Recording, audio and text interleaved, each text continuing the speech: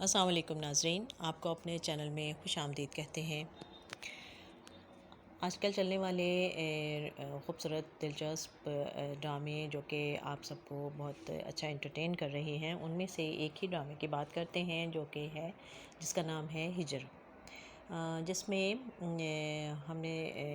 دیکھ رہے ہیں ہم کہ صبوحی جو ہے جو کہ ضمیر سے اختلاف کے بعد اپنے گھر چلی گئی تھی اور ماں باپ کے سمجھانے پر وہ واپس تو آ گئی ہے، اور اب وہ کافی حد تک کوشش بھی کر رہی ہے کہ وہ سارے کمپرومائزز کر لے۔ اب اس نے اپنے بڑے گھر میں شفٹ ہونے والی شرط بھی چھوڑ دی ہے اور وہ اب ضمیر کے ساتھ جو گھر اس کو مل رہا ہے وہ اسی میں شفٹ ہوگی، اور اپنے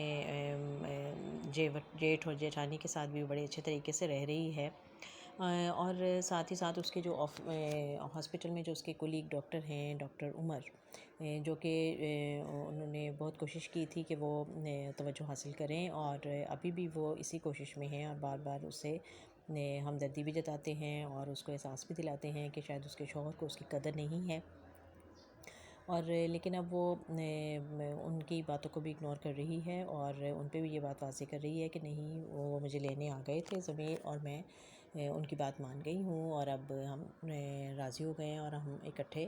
واپس میں اپنے سسرال آ گئی ہوں۔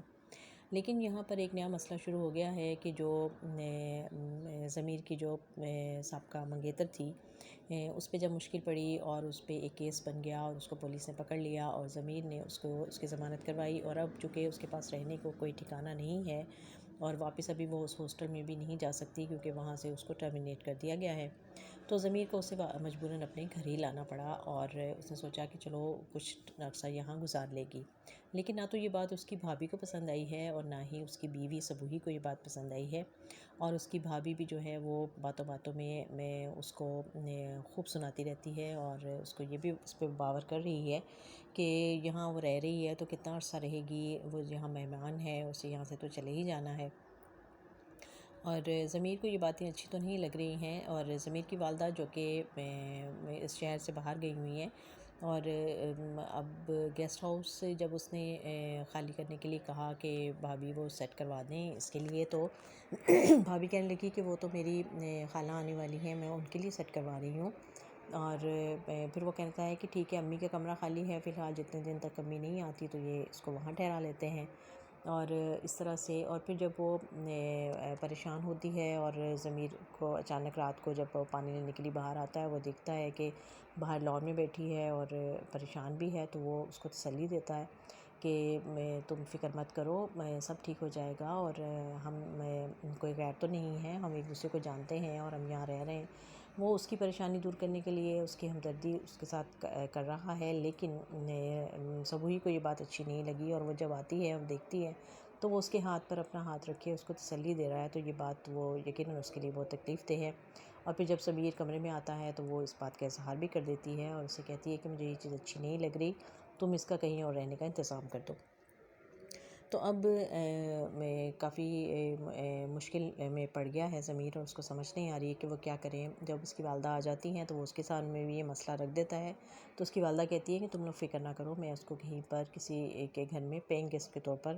اس کو ٹھہرانے کا انتظام کر دوں گی، بس کچھ دن کے لیے تمہیں یہاں رہنا پڑے گا۔ تو وہ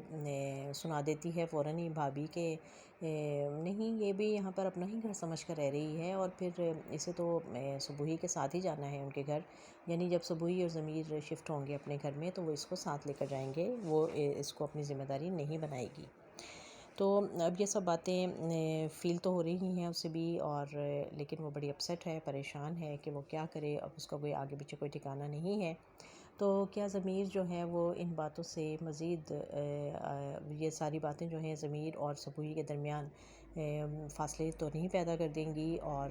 کیا صبوحی کا جو یہ رویہ ہے جو کہ اس کو برداشت نہیں ہو رہی ہیں یہ ساری باتیں، یہ اس کے ہی حق میں غلط تو ثابت نہیں ہو جائیں گی؟